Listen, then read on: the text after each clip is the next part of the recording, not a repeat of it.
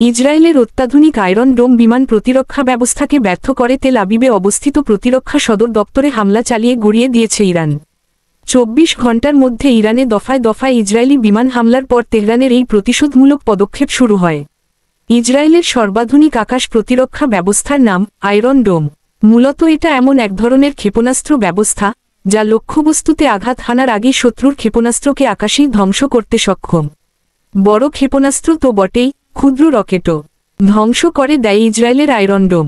ইহুদিদের কাছে তাদের এই আয়রন ডোম জাতীয় নিরাপত্তা আর গৌরবের প্রতীক। ইসরায়েলের সেই গর্বকে এবার চূর্ণ করে দিল ইরান। সংবাদমাধ্যম দ্য টাইমসের যাচাই করা একটি ভিডিওতে দেখা গেছে, তেল আবিবের একেবারে কেন্দ্রস্থলে আঘাত হানে ইরানের ক্ষেপণাস্ত্র, যেখানে ইসরায়েলি প্রতিরক্ষা বাহিনীর সদর দপ্তর সহ বেশ কয়েকটি সামরিক স্থাপনা অবস্থিত। এই ভিডিও সামাজিক যোগাযোগ মাধ্যমে ছড়িয়ে পড়েছে।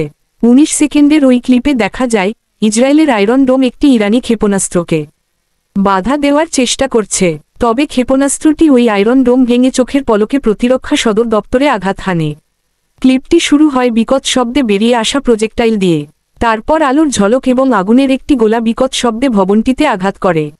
এর পেছনে তেল আবিবের কিরিয়া এলাকার মার্গানিক টাওয়ারটি দেখা যায়, যা আইডিএফ সদর দপ্তরের কাছে শহরের কেন্দ্রস্থলে অবস্থিত।